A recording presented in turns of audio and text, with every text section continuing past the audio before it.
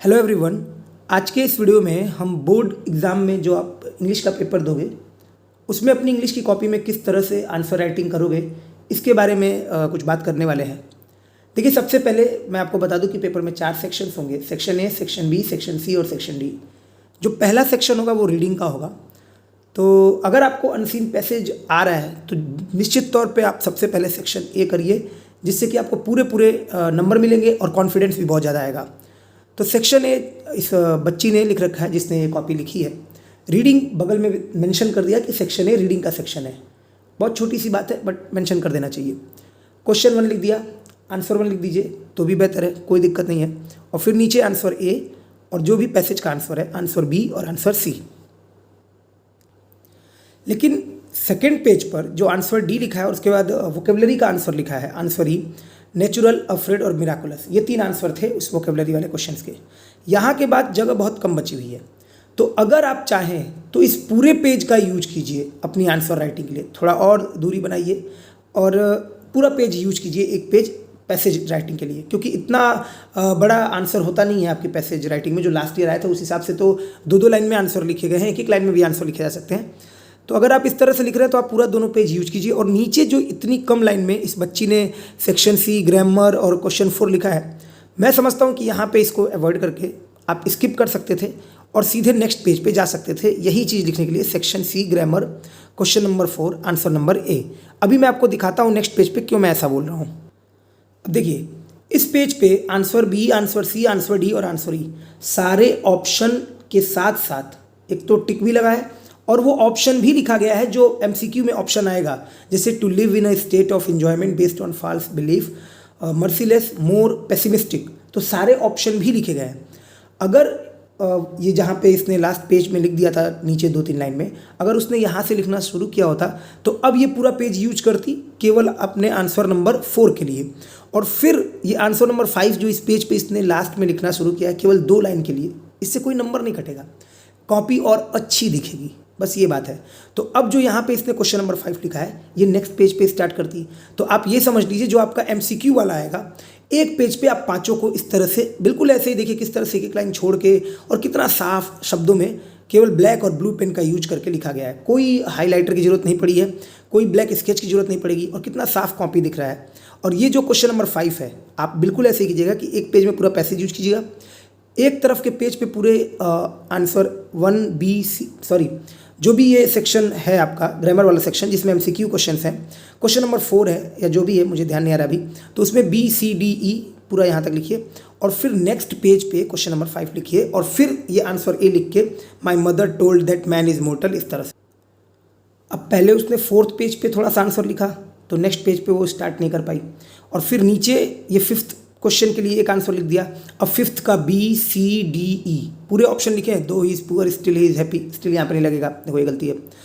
और no other city in India is better than Mumbai और mathematics is a tough subject. तो ये पूरे आंसर लिखे हैं, आंसर ही जो होमोफोन्स है उसको यूज किया है। अब फिर इस वजह से अगर वो यहाँ पे आंसर नंबर 5 लिखती पूरे 5 के A B C D E, तो एक पेज पे आप 4 के 4 ऑप्शन 5 ऑप्शन और एक पेज पे 5 के 5 ऑप्शन लिखोगे और खूब अच्छे से वो दिखेगा। जो भी एग्जामिनर कॉपी चेक करेगा उसे अच्छा लगेगा, अच्छा फील होगा थोड़ा। और आंसर नंबर 6 यानी कि जो भी ये क्वेश्चन 6 इसने लिखा है ट्रांसलेशन वाला, ये चाहती तो दूसरे पेज पे लिख सकती थी। अब यहाँ पे इसने 3 लाइन किया होगा ट्रांसलेशन और फिर नेक्स्ट पेज पे जाकर इसको कंप्लीट किया और इस पेज पे ट्रांसलेशन इसका कंप्लीट हुआ है। अब सेक्शन डी लिटरेचर का है तो इसने सबसे पहले क्वेश्चन नंबर 10 कर दिया है सेंट्रल आइडिया का, ठीक है, कोई प्रॉब्लम नहीं है। लेकिन फिर सेंट्रल आइडिया इस पूरे पेज पे नहीं आ पाएगा, तो अगर ये चाहती तो इस पेज पे केवल ट्रांसलेशन करती और नेक्स्ट पेज से अपना सेंट्रल आइडिया स्टार्ट करती। पूरी इतने पेजेस होंगे कि आप भर नहीं पाओगे और आराम से आप उन पेजेस का यूज करके अगर नीचे 2-4 लाइन बचती है तो उसको छोड़ के नेक्स्ट पेज से स्टार्ट कीजिए, कॉपी अच्छी लगती है देखने में। तो अब यहाँ पे इसने सेक्शन डी लिटरेचर डाल दिया है, क्वेश्चन नंबर 10 लिख के सेंट्रल आइडिया बताया भी है कि इसका central idea my mother eight 66।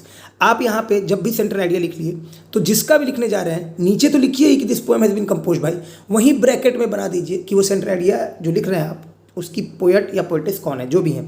तो जैसे माई मदर एट 66 और ब्रैकेट में लिख दीजिए कमला दास और फिर नीचे से जो सेंट्रल आइडिया आप लिख रहे हैं इस तरीके से। अब देखिए सेंट्रल आइडिया का थोड़ा सा भाग इस पेज पे चला आया, 3 से 4 लाइन केवल। अब ये एक पेज पे पूरा लिखती सेंट्रल आइडिया, तो जो भी एग्जामिनर कॉपी देखता वो एक बार में सारी चीज़ों को समझ जाता, उसको पेज पलटने की जरूरत नहीं पड़ती। ये कोई रूल नहीं है, ये कोई ऐसा नहीं है कि लिखा हुआ है कहीं कॉपी में कि आपको ऐसा नहीं करना है। आप ऐसा कर सकते हो, लेकिन बेहतर लगने के लिए आप एक पेज पे लिखोगे तो ज़्यादा अच्छा होगा। अब जैसे ही ये क्वेश्चन नंबर 11 पे आई, ये शॉर्ट आंसर्स होंगे, तो शॉर्ट आंसर्स में आंसर ए और आंसर बी इसने किया है। तो देखिए आंसर ए तो इसने पूरा लिख लिया होगा, आंसर बी यहाँ पे ये 3 या 4 लाइन लिख के नेक्स्ट पेज पे पहुँच गई होगी। अब पता चला 4 लाइन यहाँ पे है, अगली लाइन नेक्स्ट पेज पे है, एग्जामिनर को कॉपी पेज जो है पलटना पड़ा, और वो चाहती तो इसी पेज पे 2 आंसर खूब आराम से। तो जब भी आपको शॉर्ट आंसर लिखना हो आप पूरा एक पेज यूज कीजिए, एक पेज में ऊपर एक शॉर्ट आंसर और नीचे एक शॉर्ट आंसर। अब उस शॉर्ट आंसर का 3-4 लाइन इसने नेक्स्ट पेज पे लिखा है। क्वेश्चन नंबर 12 लॉन्ग आंसर है इसका। तो लॉन्ग आंसर जो इसने लिखा हुआ है, इसमें देखिए अब इस पेज पे पूरा आंसर लिख नहीं पाई होगी, वापस से नेक्स्ट पेज पे गई होगी।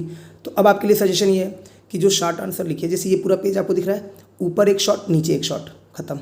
और पूरा ये वाला जो पेज हो उस पर एक लॉन्ग लिखिए, पूरा ये वाला जो पेज हो उस पर एक लॉन्ग लिखिए, पूरा भरिए मत, नीचे की 3 लाइन छूट जा रही है छोड़ने दीजिए, ऊपर एक लाइन छोड़ना हो छोड़ दीजिए, साफ दिखेगी कॉपी, ठीक है। अब देखिए मैं बिल्कुल आखिर में चला आया हूँ। तो इस बच्ची ने पहले सेक्शन ए किया था, फिर सेक्शन सी ग्रामर किया था, फिर सेक्शन डी लिटरेचर में 2 शॉर्ट और 1 लॉन्ग किया है, और बाकी मैंने छोड़ दिया वैसे ही किया है। पोएट्री सेक्शन में इसने सेंट्रल आइडिया लिखा हुआ है।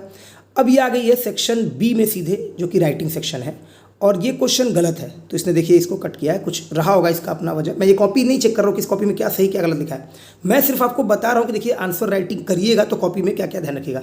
अब गलत है तो सिर्फ एक बार क्रॉस किया गया है, बाकी इसको खराब नहीं किया गया बार बार क्रॉस करके।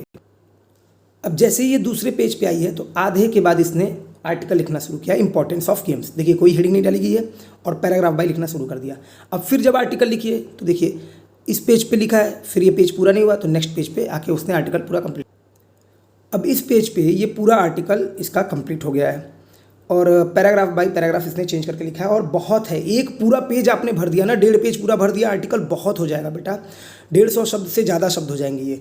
तो अगर आप आर्टिकल राइटिंग लिखने जा रहे हैं तो मेरी मानिए तो ये वाला पेज पूरा जो आपकी स्क्रीन पे दिख रहा है पूरा यूज कीजिए, ऊपर एक लाइन छोड़ के नीचे 1-2 लाइन छोड़ के, और नेक्स्ट पेज पे आधा पेज यूज कीजिए, ठीक है। बहुत है इतना आर्टिकल, इतने में आप 4 से 5 पैराग्राफ लिख देंगे और बहुत है, ठीक। अब देखिए जो इसने लेटर कट किया था वो नेक्स्ट पेज पे लिखा हुआ है कैसे।